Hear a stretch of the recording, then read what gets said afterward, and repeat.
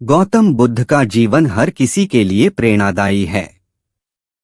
गौतम बुद्ध बौद्ध धर्म के प्रवर्तक थे। इनका जन्म 483 ईस्वी पूर्व तथा महापरिनिर्वाण 563 ईस्वी पूर्व में हुआ था। बचपन में उनको राजकुमार सिद्धार्थ के नाम से जाना जाता था। बौद्ध ग्रंथों के अनुसार गौतम बुद्ध के जन्म से 12 वर्ष पूर्व ही एक ऋषि ने भविष्यवाणी की थी कि यह बच्चा या तो एक सार्वभौमिक सम्राट या महान ऋषि बनेगा। 35 वर्ष की आयु में उन्हें ज्ञान की प्राप्ति हुई थी। वह संसार का मोह त्याग कर तपस्वी बन गए थे और परम ज्ञान की खोज में चले गए थे। आइए आज हम आपको सिद्धार्थ के महात्मा बुद्ध बनने तक के सफर के बारे में बताते हैं। जन्मकाल। बुद्ध का गोत्र गौतम था। बुद्ध का वास्तविक नाम सिद्धार्थ गौतम था। उनका जन्म शाक्य गणराज्य की राजधानी कपिलवस्तु के निकट लुम्बिनी में हुआ था। बुद्ध के जन्म के 7 दिन के भीतर ही उनकी माता का देहांत हो गया था। उनका पालन पोषण उनकी मौसी गौतमी ने किया था। शिशु का नाम सिद्धार्थ रखा गया था। शाक्य वंश के राजा शुद्धोधन सिद्धार्थ के पिता थे। सिद्धार्थ के जन्म से पूर्व हुई भविष्यवाणी से परेशान होकर उनके पिता ने उन्हें तपस्वी बनने से रोकने के लिए राजमहल की परिधि में रखा। गौतम राजसी विलासिता में पले बढ़े, बाहरी दुनिया से आक्रांत, नृत्य करने वाली लड़कियों द्वारा मनोरंजन, ब्राह्मणों द्वारा निर्देशन और तीरंदाजी, तलवारबाजी, कुश्ती, तैराकी और दौड़ में प्रशिक्षित किए गए थे। कम उम्र में ही उनका विवाह राजकुमारी यशोधरा से करा दिया गया। दोनों का एक पुत्र भी हुआ, जिसका नाम राहुल था। सिद्धार्थ बचपन से ही अत्यंत करुण हृदय वाले थे। वह किसी का भी दुख नहीं देख सकते थे।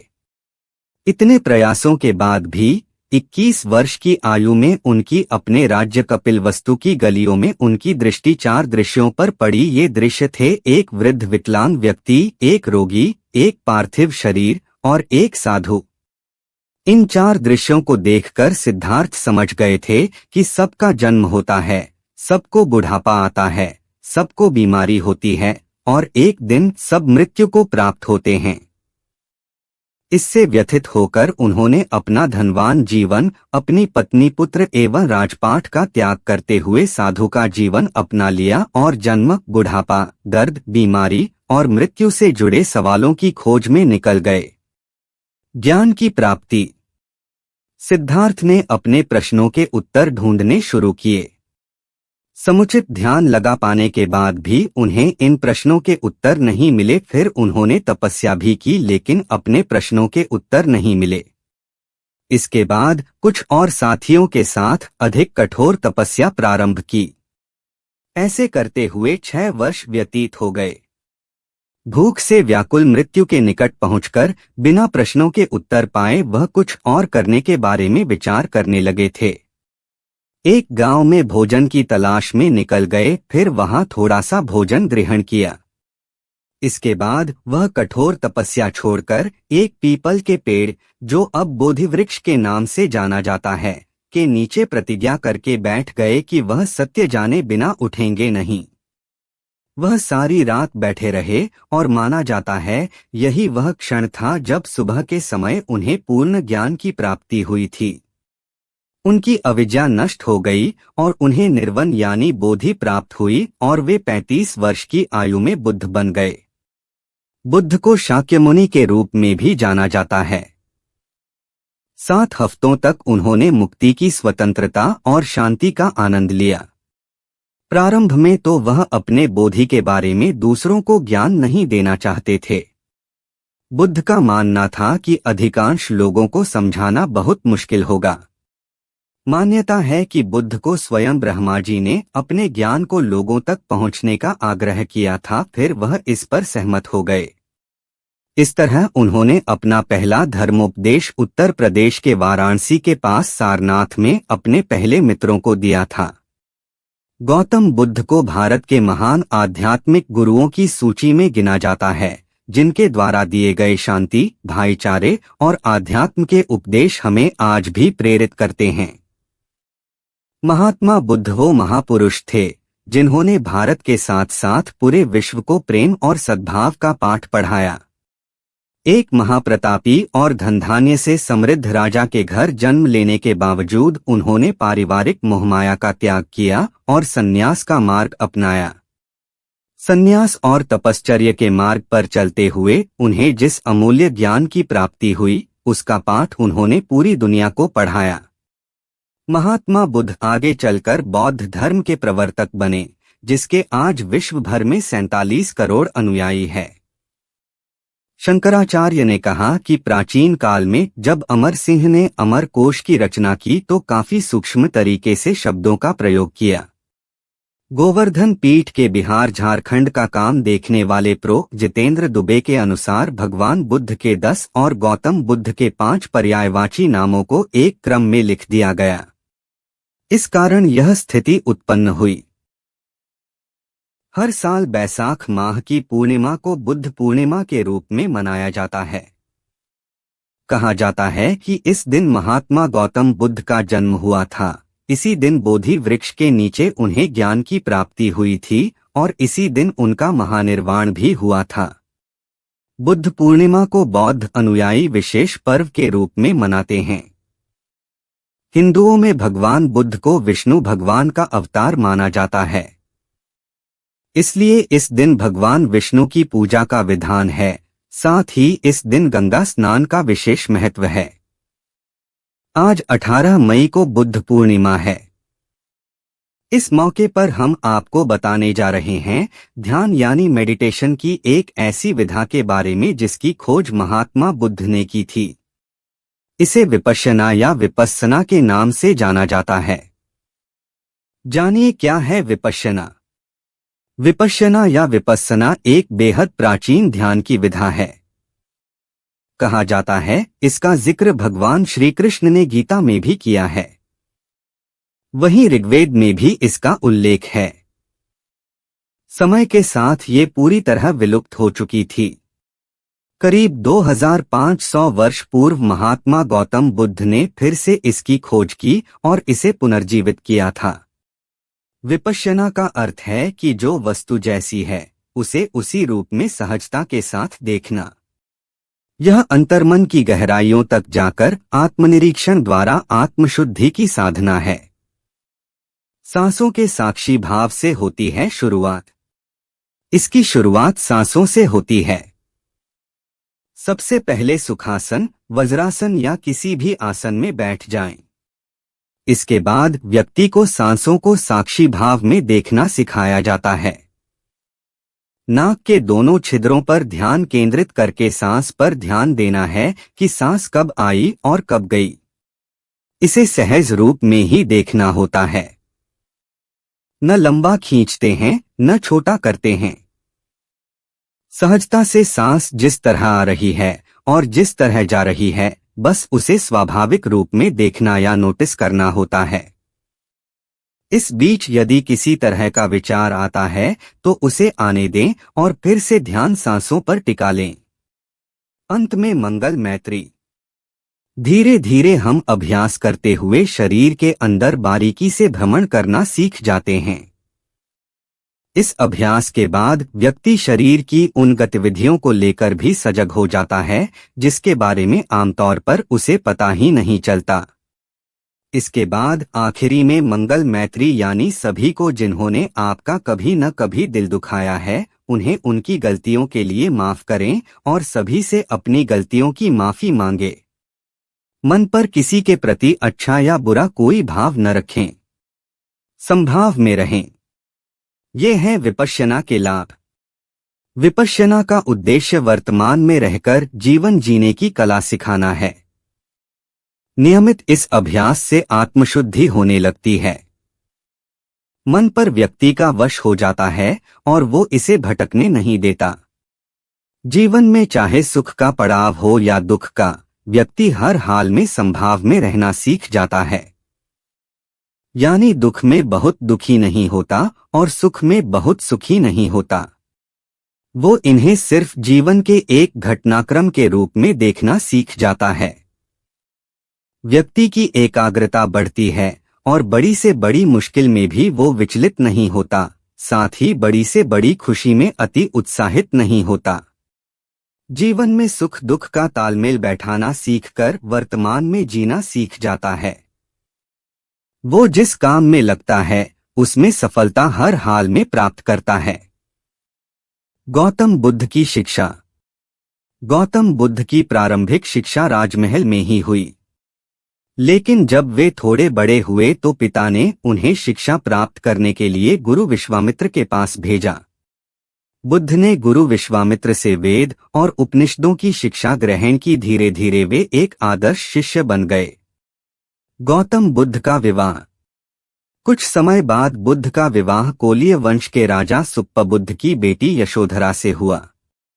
बुद्ध और यशोधरा का एक पुत्र भी हुआ जिसका नाम राहुल था।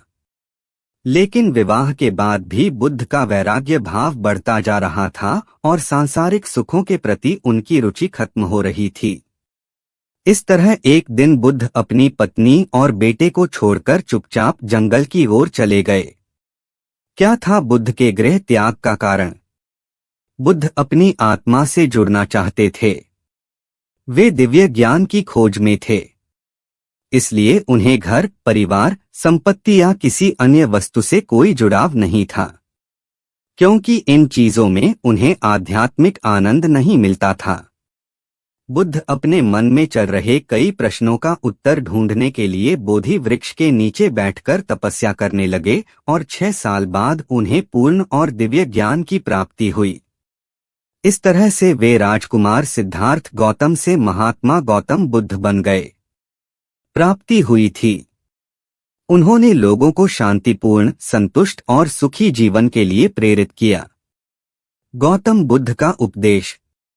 भगवान गौतम बुद्ध ने अपने जीवन में संसार को बहुत से उद्देश्य दिए। गौतम बुद्ध के महासंस्थापक थे। उन्होंने सबसे पहले सारनाथ में अपने ही 5 मित्रों को अपना अनुयायी बनाया और उन्हें उपदेश देने के पश्चात धर्म के प्रचार प्रसार के लिए भेज दिया। इसके अलावा मानव जीवन में पड़ने वाले दुखों एवं कष्टों के निवारण के लिए अष्टांगिक मार्ग बतलाया। गौतम बुद्ध का मानना था कि मानव दुख का सबसे बड़ा कारण उसकी इच्छाएं हैं। भगवान गौतम बुद्ध के अनुसार होस्ट और गायत्री मंत्र का प्रचार प्रसार किया जाना ही किसी भी मनुष्य को मोक्ष की प्राप्ति करवाता है। मानव को अपने जीवन का लक्ष्य प्राप्त करने के लिए सबसे सरल मार्ग मध्यम मार्ग का अनुसरण करना होता है। गौतम बुद्ध के अनुसार सफलता का मार्ग प्राप्ति करने के लिए ध्यान करना आवश्यक है। भगवान गौतम बुद्ध ने अपने जीवन में बहुत ही कठोर परिश्रम, त्याग, बलिदान किए। गौतम बुद्ध के जीवन का अंतिम क्षण। गौतम बुद्ध की मृत्यु 80 वर्ष की उम्र में लगभग 443 वर्ष पूर्व हुआ था। वे अपने शरीर को त्याग और परमात्मा में विलीन हो गए। गौतम बुद्ध ने सदैव से ही अपना संपूर्ण जीवन केवल मानव कल्याण के लिए उपयोग किया। भगवान गौतम बुद्ध के अनुसार किसी मनुष्य को अपने ज्ञान को केवल अपने तक ही सीमित न रखकर अन्य व्यक्तियों तक भी पहुंचाना चाहिए। निष्कर्ष। दोस्तों, आज के इस लेख में महात्मा बुद्ध के जीवन परिचय के माध्यम से हमने आपको भगवान गौतम बुद्ध के बारे में संपूर्ण जानकारी प्राप्त कराई है। साथ ही भगवान गौतम बुद्ध के जीवन के महत्वपूर्ण कथन से अवगत कराया है। उम्मीद करते हैं कि यह लेख महात्मा बुद्ध की जीवनी आपको अवश्य ही पसंद आई होगी। गौतम बुद्ध 563 ईसा पूर्व 483 ईसा पूर्व को महात्मा बुद्ध, भगवान बुद्ध, सिद्धार्थ व शाक्यमुनि नाम से भी जाना जाता है। वह श्रमण थे जिनकी शिक्षाओं पर बौद्ध धर्म का प्रचलन हुआ। उनका जन्म लुम्बिनी में क्षत्रिय शाक्य कुल के राजा शुद्धोधन के घर में हुआ था। उनकी मां का नाम महामाया था जो कोलीय वंश से थीं, जिनका इनके जन्म के 7 दिन बाद निधन हुआ। उनका पालन महारानी की छोटी सगी बहन महाप्रजापति गौतमी ने किया। सिद्धार्थ विवाहोपरांत एकमात्र प्रथम नवजात शिशु राहुल और धर्मपत्नी यशोधरा को त्याग कर संसार को जरा मरण दुखों से मुक्ति दिलाने के मार्ग एवं सत्य दिव्य ज्ञान की खोज में रात्रि में राजपाट का मोह त्याग कर वन की ओर चले गए। वर्षों की कठोर साधना के पश्चात बोध गया बिहार में बोधि वृक्ष के नीचे उन्हें ज्ञान की प्राप्ति हुई और वे सिद्धार्थ गौतम से भगवान बुद्ध बन गए। जन्म तथा बाल्यकाल। उनका जन्म शाक्य गणराज्य की तत्कालीन राजधानी कपिलवस्तु के निकट लुम्बिनी में हुआ था, जो नेपाल में है। लुम्बिनी वन नेपाल के तराई क्षेत्र में कपिलवस्तु और देवदह के बीच नौतनवा स्टेशन से 8 मील दूर पश्चिम में रुक्मिंदेई नामक स्थान के पास स्थित था। कपिलवस्तु की महारानी महामाया देवी के अपने नहर देवदह जाते हुए रास्ते में प्रसव पीड़ा हुई और वहीं उन्होंने एक बालक को जन्म दिया। शिशु का नाम सिद्धार्थ रखा गया। गौतम गोत्र में जन्म लेने के कारण वे गौतम भी कहलाए। क्षत्रिय राजा शुद्धोधन उनके पिता थे। परंपरागत कथा के अनुसार सिद्धार्थ की माता का उनके जन्म के 7 दिन बाद निधन हो गया था। उनका पालन पोषण उनकी मौसी और शुद्धोधन की दूसरी रानी महाप्रजावती गौतमी ने किया। शिशु का नाम सिद्धार्थ दिया गया, जिसका अर्थ है वह जो सिद्धि प्राप्ति के लिए जन्मा हो। जन्म समारोह के दौरान साधु दृष्टा आसित ने अपने पहाड़ के निवास से घोषणा की, बच्चा या तो एक महान राजा या एक महान पवित्र पथ प्रदर्शक बनेगा। शुद्धोधन ने 5वें दिन एक नामकरण समारोह आयोजित किया और 8 ब्राह्मण विद्वानों को भविष्य पढ़ने के लिए आमंत्रित किया। सभी ने एक सी दोहरी भविष्यवाणी की कि बच्चा या तो एक महान राजा या एक महान पवित्र आदमी बनेगा। दक्षिण मध्य नेपाल में स्थित लुम्बिनी में उस स्थल पर महाराज अशोक ने 3री शताब्दी ईसा पूर्व बुद्ध के जन्म की स्मृति में एक स्तंभ बनवाया था। बुद्ध का जन्म दिवस व्यापक रूप से कई देशों में मनाया जाता है। सिद्धार्थ का मन बचपन से ही करुणा और दया का स्रोत था। इसका परिचय उनके आरंभिक जीवन की अनेक घटनाओं से पता चलता है। घुड़दौड़ में जब घोड़े दौड़ते और उनके मुंह से झाग निकलने लगता तो सिद्धार्थ उन्हें थका जानकर वहीं रोक देता और जीती हुई बाजी हार जाता। खेल में भी सिद्धार्थ को खुद हार जाना पसंद था, क्योंकि किसी को हराना और किसी का दुखी होना उससे नहीं देखा जाता था। सिद्धार्थ ने चचेरे भाई देवदत्त द्वारा तीर से घायल किए गए हंस की सहायता की और उसके प्राणों की रक्षा की। शिक्षा एवं विवाह। सिद्धार्थ ने राजकाज और युद्ध विद्या की भी शिक्षा ली। कुश्ती, घुड़दौड़, तीरकमान, रथ हाँकने में कोई उसकी बराबरी नहीं कर पाता।